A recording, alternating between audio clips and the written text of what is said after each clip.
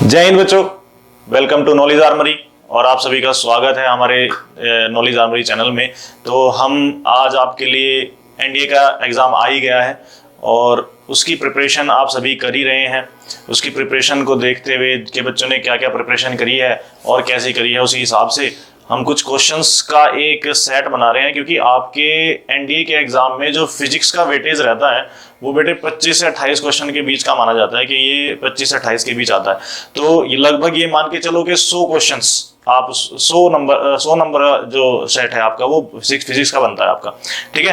तो उसके हिसाब से हम सोच रहे हैं कि अगर हम गेट में देखें तो 100 नंबर अगर हमें पक्के करने हैं तो इतना बहुत हाई लेवल पे भी नहीं पूछता है आपके फिजिक्स को। एनडीए में बहुत ठीक ठाक लेवल पे पूछता है, एक मॉडरेट लेवल होता है जिसपे वो आपके फिजिक्स को पूछता है। तो उसी को देखते हुए आज हम आपके पास एक सीरीज मैंने तैयार की है आपके लिए और हम उस सीरीज को लेके चलेंगे। आज पहली क्लास उस सीरीज की रहेगी जिसमें आपको मिलेंगे फिजिक्स के मोस्ट इंपोर्टेंट क्वेश्चंस। आज मैं जैसे मैं चैप्टर वाइज लेके चल रहा हूँ इस चीज को, ये चैप्टर वाइज आपका जो वीडियो रहेगा तो हर एक वीडियो में चैप्टर वाइज आएगा ये। जैसे आज आपकी पहली जो वीडियो है वो मेजरमेंट की है, मेजरमेंट एक टॉपिक है। तो हम दरअसल मेरा मानना ये है कि फिजिक्स मेजरमेंट ही है। अगर आप फिजिक्स पढ़ते हैं तो आप मेजरमेंट ही करते हैं हर चीज का, ठीक। तो उसको देखते हुए मैं आपके लिए आज एक वीडियो लेके आया हूं, एक क्लास लेके आया हूं। इस क्लास में आपके पास क्या रहेगा, मेजरमेंट से हम स्टार्ट कर रहे हैं और मैं इसको डे बाय डे आपके पास चैप्टर वाइज क्लास को लेके आऊंगा। इसमें बहुत ही इंपॉर्टेंट क्वेश्चन आपके पास रहने वाले हैं जो रिपीटेड भी हैं। अगर आप प्रीवियस पीवाईक्यूज अपने लगा रहे होंगे तो आपको उसमें क्वेश्चन से मिल जाएंगे। बहुत अच्छा एक सेट मैंने तैयार किया है आपके लिए। आप सभी अगर मेरे साथ जुड़ेंगे तो मैं इस एनडीए के एग्जाम से पहले हर चैप्टर से रिलेटेड जितने भी क्वेश्चंस अच्छे बन सकते हैं वो सभी आपके लिए लेके आऊंगा। क्लियर है बच्चा? तो आज हम चलते हैं अपनी क्लास में, ज्यादा टाइम वेस्ट नहीं करना है, बहुत जल्दी से हम क्वेश्चंस को क्लियर करने की कोशिश करेंगे। सबसे पहले हम अपने पहले क्वेश्चन की तरफ चलते हैं। हमारा जो पहला क्वेश्चन है, A is the fundamental quantity here A refers to. A एक फंडामेंटल क्वांटिटी है, हेयर ए जो है वो किसको रेफर करती है। अब आपके पास चार ऑप्शंस है। ये एक अच्छा टाइप का क्वेश्चन है कि आपको थोड़ा सा उलझा देगा ये क्वेश्चन कि ए कोई फंडामेंटल क्वांटिटी है, हियर ए रेफर्स टू, तो ए किसको रेफर कर रही है, मास को रेफर कर रही है कि वेलोसिटी को रेफर कर रही है कि एक्सेलरेशन को कि लीनियर मोमेंटम को। सबसे पहले इस क्वेश्चन को करने के लिए हमें पता होना चाहिए कि फंडामेंटल क्वांटिटीज क्या है। दरअसल फंडामेंटल क्वांटिटीज क्या होती हैं जिनको किसी और क्वांटिटी की नेसेसरी नहीं होती। ये दो टाइप्स की होती हैं, एक फंडामेंटल क्वांटिटीज और एक डिराइव्ड क्वांटिटीज बेटे, ठीक है ना। एक होती है डिराइव्ड क्वांटिटीज और एक होती है फंडामेंटल क्वांटिटीज। तो डिराइव्ड क्वांटिटीज जो है वे तीनों ही आपकी डिराइव्ड क्वांटिटीज है। आपकी वेलोसिटी भी डिराइव्ड क्वांटिटीज है, एक्सेलरेशन भी और लीनियर मोमेंटम भी कौन सी है, डिराइव्ड क्वांटिटी है। लेकिन आपकी मास क्या है, मास आपकी फंडामेंटल क्वांटिटी है। जैसे आपने फंडामेंटल क्वांटिटी सात फंडामेंटल क्वांटिटीज पढ़ी हैं, जिसमें आपका आता है मास और टाइम और मास टाइम और इसमें आता है टेम्परेचर और आ जाता है लेंथ, क्लियर है। और फिर आ जाता है करंट और इसमें आता है amount of substance, amount of substance, amount of substance और एक आपका आ जाता है ल्यूमिनस इंटेंसिटी। ये सात आपके मेजरमेंट होते हैं, ठीक है ना। तो इसमें मास जो है आपका वो क्या है, वो एक फंडामेंटल क्वांटिटीज है। क्लियर है बच्चा? आप एक बार देख लीजिए क्वेश्चन को। A is the fundamental quantities, here A refers to क्या, कि mass, time, temperature, length, current, amount of substance, luminous intensity, ये सारी फंडामेंटल क्वांटिटीज होती हैं। तो हमारा जो आंसर रहेगा वो मास रहेगा। क्लियर रहेगा बच्चा? यहां तक किसी कोई डाउट है? मैं थोड़ा सा ऐसे ही एक्सप्लेन करके लेके चलूंगा आपकी क्लास को, जिससे कि आपसे मैं जुड़ा रहूं, बना रहूं।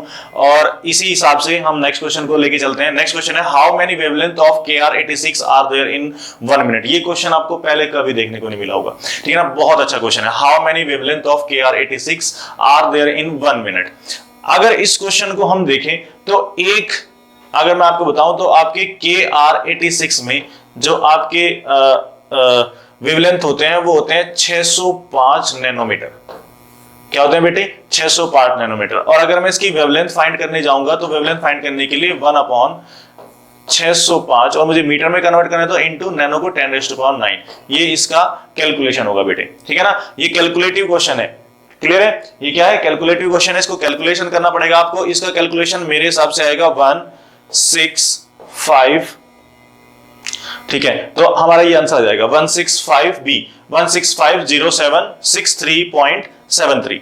क्लियर है? कितना जाएगा? 1650763.73। बेटे एक बात याद रखना, अगर ये क्वेश्चन तुम्हें दिख रहा है और तुम ये सोच रहे हो कि ये क्वेश्चन तो आपने ऐसे ही करा दिया, ये हमें कैलकुलेशन कहां से पता लगेगी, तो आप एक काम करिए, इस क्वेश्चन को देख लो और इससे रिलेटेड जो भी क्वेश्चंस आपको कहीं पे मिलते हैं आप उन्हें फिर से ट्राई कर लो। मैं सिर्फ वो क्वेश्चन आपके पास लेके आया हूं जो इंपॉर्टेंट है, और इन क्वेश्चंस को ये क्वेश्चंस आपको देखने को मिल सकते हैं एग्जाम में। क्लियर है? तो हम आगे चलें, तो आपका आंसर इसका क्या जाएगा? लगभग 1650763.73। क्लियर है? नेक्स्ट क्वेश्चन पे चलते हैं। This solid angle subtended by the periphery of an area 1 centimeter square at a point situated symmetrically at a distance of 5 centimeter from the area is। Clear है? सबसे पहले सॉलिड एंगल बेटे, solid angle क्या है? एक सबसे पहले इसकी बात करते हैं। सॉलिड एंगल क्या है? ये एक सप्लीमेंट्री यूनिट है बेटे।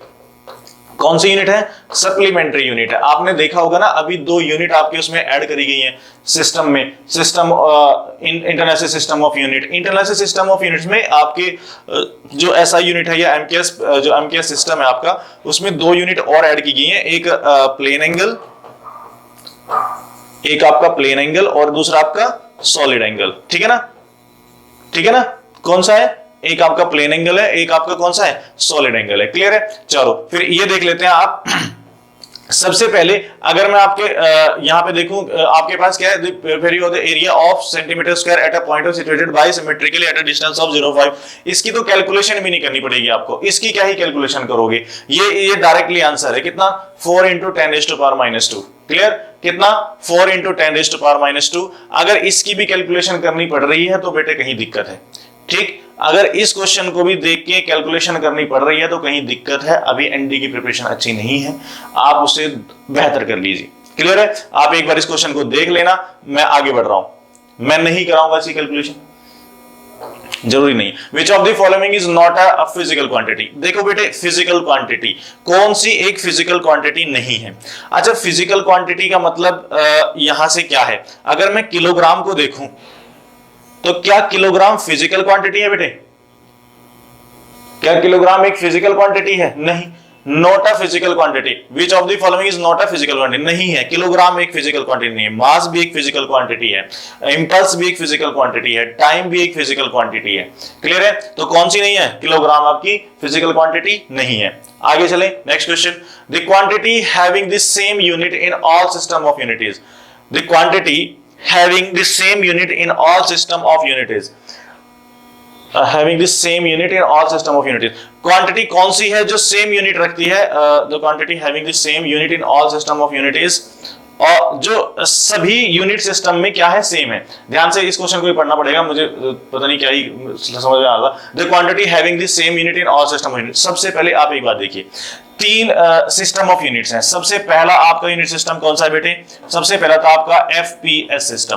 फिर सेकंड आपका जो सिस्टम था वो था सीजीएस सिस्टम। फिर तीसरा आपका जो सिस्टम था बेटे वो आया था एमकेएस सिस्टम, और एमकेएस का ही एक अपडेटेड वर्जन आया था, वो था एसआई सिस्टम। ठीक है ना? अब थोड़ी सी इस पे बात कर लेते हैं, इसको मैं थोड़ा सा यहाँ पे इलैबोरेट कर देता हूँ, थोड़ा समझा देता हूँ। ठीक है ना? यहाँ पे देख लो आप इसको। सबसे पहले एफपीएस सिस्टम जो था वो आपका फुट पाउंड सेकेंड सिस्टम था बेटे।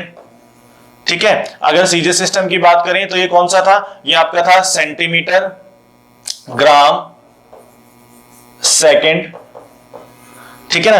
अब एमके जो सिस्टम था वो मीटर किलोग्राम और सेकेंड, ये सिस्टम था बेटे।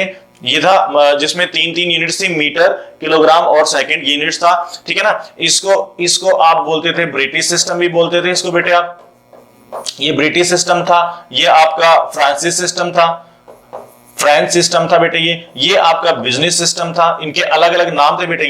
इन नामों से भी पूछ लेगा कभी वो, ठीक है ना। ये कौन सा यूनिट, ये कौन सा सिस्टम था, ये बिजनेस सिस्टम था, ये भी बिजनेस सिस्टम ही है, लेकिन ये क्या है, एक एमकेएस जो था सिर्फ इसमें 3 ही यूनिट थी, तो इसमें और यूनिट्स को बढ़ाने के लिए एक अपडेट करेगा एसआई सिस्टम। एसआई सिस्टम में आपके 7 यूनिट आते हैं, जो मैंने अभी पिछले वाले क्वेश्चन में कराया है, वे 7 यूनिट किस में आती हैं, वे एसआई सिस्टम में आते हैं, ठीक है ना। इसी के साथ फिर एसआई के साथ ही एक ऐड कर दिया गया है सप्लीमेंट्री सिस्टम, सप्लीमेंट्री एक ऐड कर दिया जिसमें 2 यूनिट्स जोड़ दी गई हैं, अभी मैंने उनके बारे में बात की थी, एक प्लेन एंगल और एक सॉलिड एंगल, ठीक है ना। एक की यूनिट होती है रेडियन और एक की होती है बेटे स्टेरेडियन, क्लियर है। तो ये बात याद रहेंगी। तो यहां पे अगर मैं देखूं अपने क्वेश्चन का आंसर मैं यहीं से प्राप्त कर लूंगा कि the quantity having the same unit in all system of unit is second. बेटे क्या होगा कि जो हर उसमें सेम है, मतलब कि टाइम की यूनिट, किसकी यूनिट, टाइम की यूनिट सेम है बेटे सब में। जब सब तीनों के तीनों सिस्टम में सेकंड सेकंड सेकंड ही चल रहा है, तो जब सब में सेम है तो क्या होगा, सेम रहेगी, मतलब कि आंसर क्या होगा, टाइम हमारा आंसर होगा। क्लियर है बच्चा। आगे चलें, नेक्स्ट क्वेश्चन पे चलते हैं। मैं थोड़ा सा यहां से समझा के चल रहा हूं जिससे कॉन्सेप्ट भी आपके क्लियर होते रहे। एसआई यूनिट ऑफ कैपेसिटेंसेस, सबसे पहले बेटे बात करते हैं हम एसआई यूनिट ऑफ कैपेसिटेंसेस। मैं डायरेक्टली बता देता हूं, याद करने लायक चीज है, कूलम पर वोल्ट, ठीक है ना। कितना होगा, coulomb per volt. Magnetic movement, magnetic motion जो भी है आपका, ठीक है, वेबर आपका मैग्नेटिक फ्लक्स, मैग्नेटिक फ्लक्स, ठीक है ना, ओम सेकंड, इंडक्टेंस, इंडक्टेंस, इन्हें भी याद कर लेना। तो आपका जो एसआई यूनिट ऑफ कैपेसिटेंस है बेटे, जो एसआई यूनिट ऑफ कैपेसिटेंस है वो कौन सा है, वो कूलम पर वोल्ट है। अगर मैं ओम सेकंड की बात करूं तो वो इंडक्टेंस का है, अगर मैं वेबर की बात करूं तो ये रहेगा आपका मैग्नेटिक फ्लक्स का, और ये मैग्नेटिक मोमेंटम का। क्लियर है बच्चा, यहां तक कोई डाउट है, नहीं है ना। तो हम आगे बढ़ सकते हैं, नेक्स्ट क्वेश्चन देखते हैं।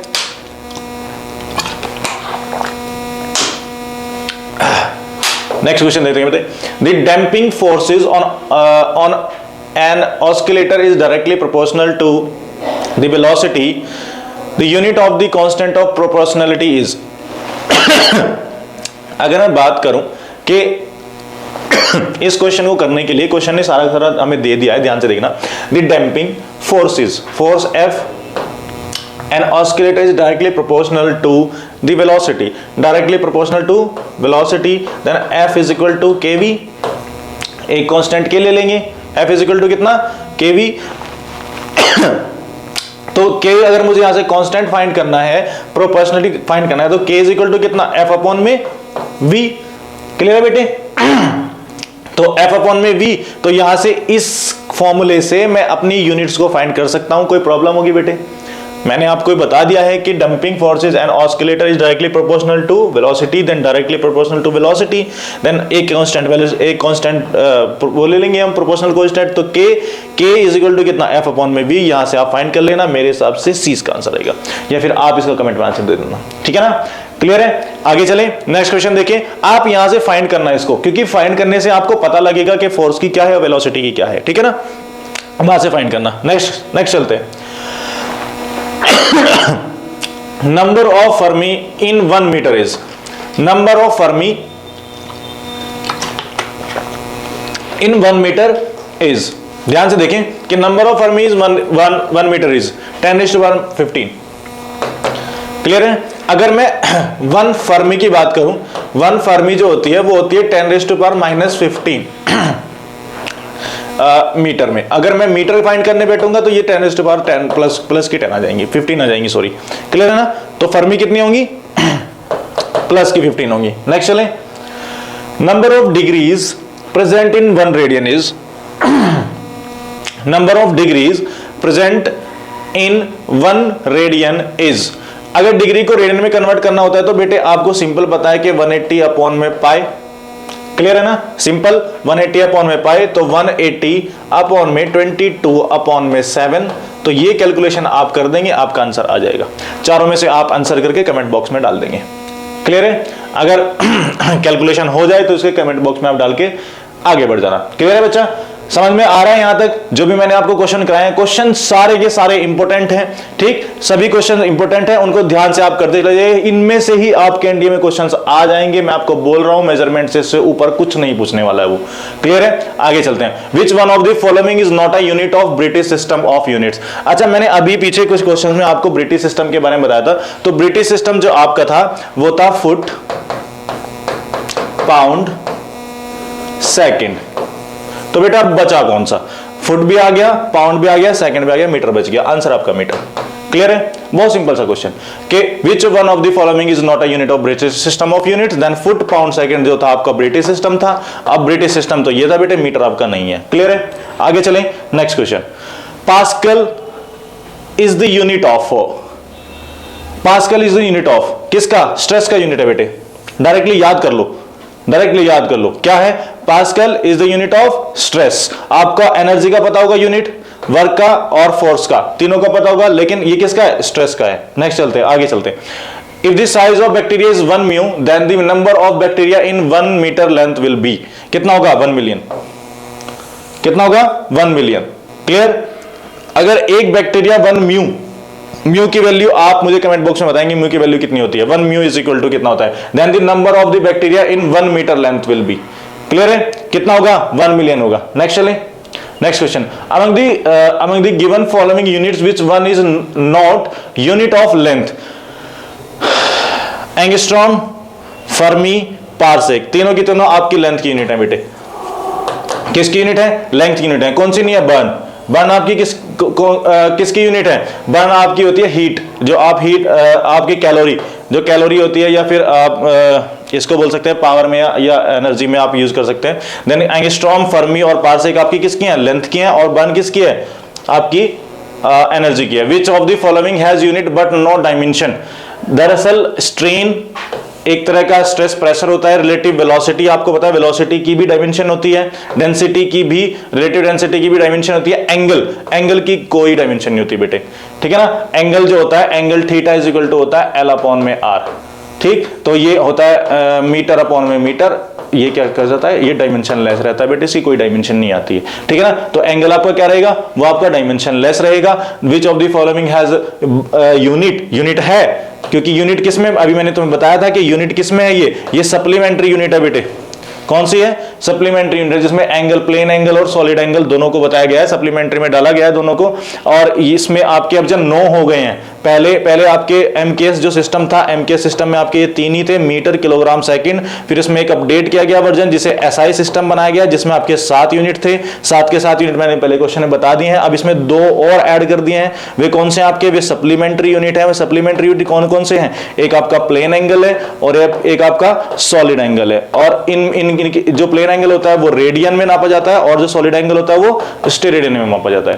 क्लियर है? तो ये सारा कॉन्सेप्ट है आपका मेजरमेंट का, ठीक है ना? यहां तक आगे चलिए नेक्स्ट क्वेश्चन। नेक्स्ट क्वेश्चन मैं आपके लिए लिखा हूं, in the formula x is equal to 3yz square, x and z has have dimensions of capacitance and magnetic induction respectively the dimension of y in MK system। दरअसल ये जो आपका question है, ये डायमेंशन का क्वेश्चन है, जो मैं सेकंड क्लास में आपके लिए लेके आऊंगा। लेकिन ये क्वेश्चन मैं आपके लिए लेके आया हूं, जिस ये आपका होमवर्क है, आप इसे क्वेश्चन को करके आप मुझे सेंड करेंगे कमेंट बॉक्स में, आप इसका आंसर मुझे करेंगे। ये क्वेश्चन बहुत इंपॉर्टेंट है, एनडीए में इसी टाइप के क्वेश्चन बहुत पूछे गए हैं, ठीक है? तो आज के जो हमने जो क्वेश्चन किए हैं, वे सारे बहुत मोस्ट इंपोर्टेंट क्वेश्चन थे। और कल भी हम नेक्स्ट क्लास में जो लेके आएंगे, वो सेकंड जो हमारी क्लास होगी, वो भी मेजरमेंट की होगी, जिसमें मैं आपको डायमेंशंस के कुछ क्वेश्चंस लेके आऊंगा। उसके बाद फिर हम अगले नेक्स्ट चैप्टर पे चलेंगे, क्योंकि ये बहुत ही इंपॉर्टेंट क्लास होने वाली है। तो आप सभी जुड़े रहिए हमारे साथ, नॉलेज आर्मरी के साथ। जय हिंद स्टूडेंट्स।